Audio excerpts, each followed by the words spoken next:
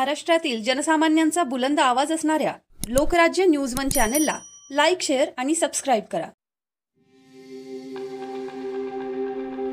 कृष्णा काठावर असणाऱ्या सातारा तालुक्यातील अंगापूर तर्फ तारगाव या गावातील विक्रम जगन्नाथ शेडगे या BE-ITचे उच्च शिक्षण घेत पुणे हडपसर येथे कंपनीत नोकरीला असताना शेती करायची म्हणून रामराम केला व आपली घरची शेती आधुनिक पद्धतीने करण्याचा मानस घेऊन गेल्या काही वर्षांपासून ते उत्कृष्ट पद्धतीने शेतीत नवनवीन प्रयोग करत आहेत। यावर्षी त्यांनी कलकत्ता ऑरेंज या झेंडूची लागवड केली।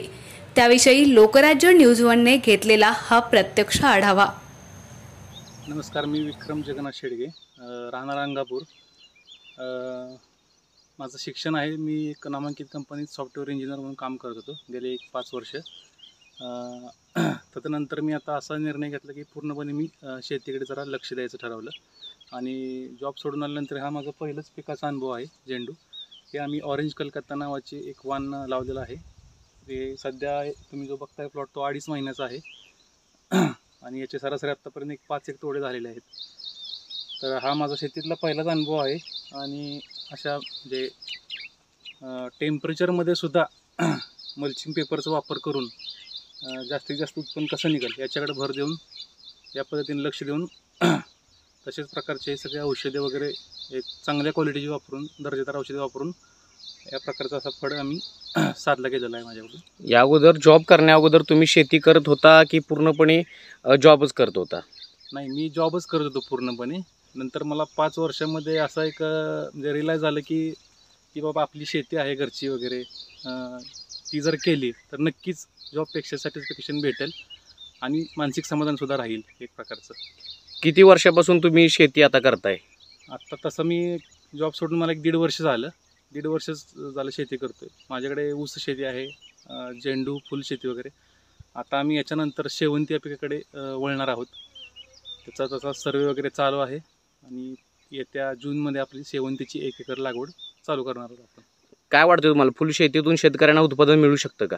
नक्कीच, कारण ऊस शेतीपेक्षा फुल शेतीमध्ये फक्त मनुष्यबळ लागतं, नंतर फुल शेतीमध्ये प्रॉफिट तसं ऊस शेतीपेक्षा जास्त आहे। कारण ऊस शेतीचा कालावधी पाहता 18 महिन्याच्या पिकापेक्षा हे 4 महिन्यामध्ये ऊसा एवढंच उत्पन्न देणारं पीक हे झेंडू पीक असं आहे। आता जे युवक बेरोजगार आहेत, जे शहराकडे जातात इथून ग्रामीण भागातून की नोकरी संदर्भात, आता तुम्ही नोकरी करून नोकरीला रिझाईन देऊन तुम्ही आज शेती या व्यवसायात पूर्णपणे उतरलात, काय सांगाल युवकांना?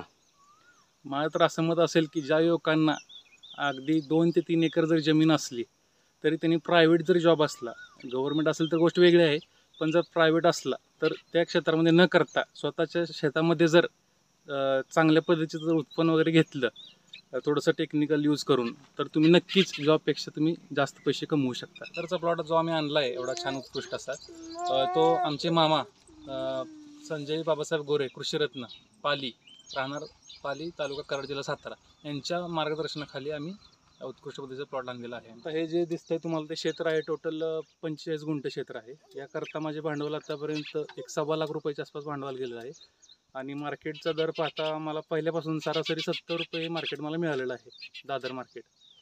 आणि हा माझा 5वा तोडा आहे आत्ता, जेणे उद्या आहे तोडा 5वा। आणि राहिलं प्रॉफिटचा जर विचार केला तर मला ॲज कम्पेअर टू भांडवल 1.25 लाखाच्या मानाने मला आत्तापर्यंत 2.5 ते 3 लाख रुपये आलेले आहेत आणि इथून पुढे देखील याचे 5 ते 6 तोडे नक्कीच होणार आहेत याचे। आणि मार्केट रेटसुद्धा कॉन्स्टंट राहिलेला आहे, इथून पुढे पण राहील अशी अपेक्षा आहे।